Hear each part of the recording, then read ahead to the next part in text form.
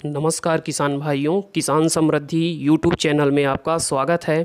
किसान भाइयों, इन दिनों बढ़ते तापमान और बारिश ना होने की वजह से हमारी जो धान की नर्सरी है उसमें पीलापन ज़्यादा देखने को मिलता है और साथ ही जो हमारे धान के पौधे हैं वो ऊपर से उनकी पत्तियां सूखने लगती हैं, जल सी जाती हैं। किसान भाइयों, आज वीडियो के माध्यम से इन समस्याओं के निदान के बारे में हम आपको संपूर्ण जानकारी प्रदान करेंगे। आपको वीडियो के अंत तक हमारे साथ बने रहना। किसान भाइयों, धान की नर्सरी में पीलापन और पत्तियों के सूखने की समस्या को दूर करने के लिए पहला कार्य जो आपको करना है वह है आपको पर्याप्त मात्रा में सिंचाई करनी है। और सिंचाई आप शाम के वक्त ही करें, क्योंकि शाम के वक्त तापमान में गिरावट देखने को मिलती है और शाम के वक्त की गई सिंचाई ज़्यादा समय तक पौधों में पानी की उपलब्धता कराती रहती है। आप सुबह के समय सिंचाई बिल्कुल भी ना करें। अब चलिए बात करते हैं एक स्प्रे के बारे में जो आपको करना है, जिससे आपका पौधा पूर्ण रूप से हरा भरा और स्वस्थ हो जाएगा तथा कम समय में आपकी पौध तैयार हो जाएगी। तो इसके लिए किसान भाइयों, आपको अपनी नर्सरी में चिलेटेड जिंक का स्प्रे करना है। और चिलेटेड जिंक आप कोई भी अच्छी कंपनी का ले सकते हैं। मैं अपनी बात करूं तो मैं क्रिस्टल कंपनी का जो तलवार जिंक आता है मैं उसका प्रयोग करता हूं।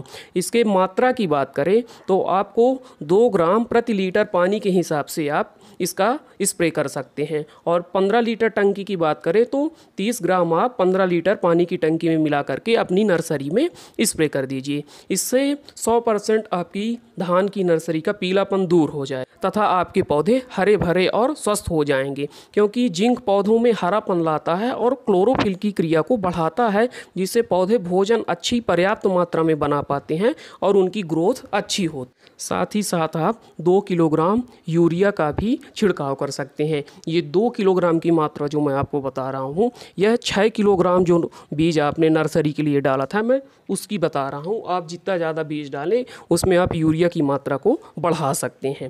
और जिंक का स्प्रे यह 101% आपको फ़ायदा प्रदान करेगा। साथ ही किसान भाइयों, कई बार यह भी देखा जाता है कि हमारे पौधों में किसी तत्व की कमी नहीं रहती है, बल्कि फंगस की बीमारी की वजह से हमारे पौधे पीले हो जाते हैं तथा सूखना चालू हो जाते हैं। तो किसान भाइयों, इसके लिए आप एक और स्प्रे कर सकते हैं, जिससे आपको और भी बढ़िया रिजल्ट मिलेगा। इसके लिए किसान भाइयों, आपको लेना है बायर कंपनी का जो एंट्राकोल आता है। इसके टेक्निकल की बात करें तो इसमें प्रोपीनेप 70% WP फॉर्म में होता है और इसमें साथ में प्रोपीनेप के अलावा चिलेटेड जिंक भी पाया जाता है। तो आप यदि एंट्राकोल का प्रयोग करते हैं तो आपको और भी शानदार रिजल्ट मिलेंगे, जिससे फंगस की बीमारी भी दूर हो जाएगी और आपके पौधे को चिलेटेड जिंक की भी उपलब्धता हो जाएगी।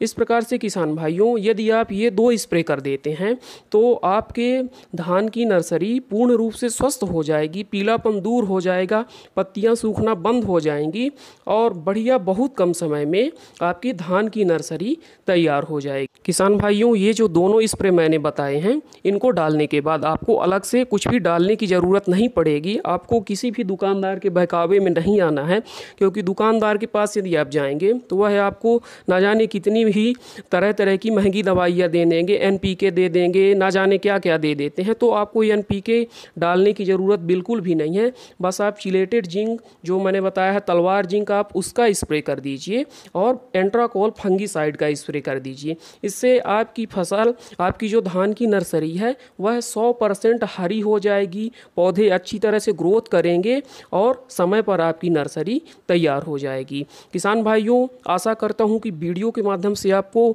संपूर्ण जानकारी मिल गई होगी, आपको वीडियो अच्छी भी लगी होगी। आपसे अनुरोध है कि वीडियो को लाइक करिए, अन्य किसान भाइयों के साथ शेयर करिए तथा चैनल को सब्सक्राइब कर लीजिए और पास में बनी बेल आइकन की घंटी को भी दबा लीजिए, जिससे इसी तरह की नई जानकारी समय समय पर आपको मिलती रहे।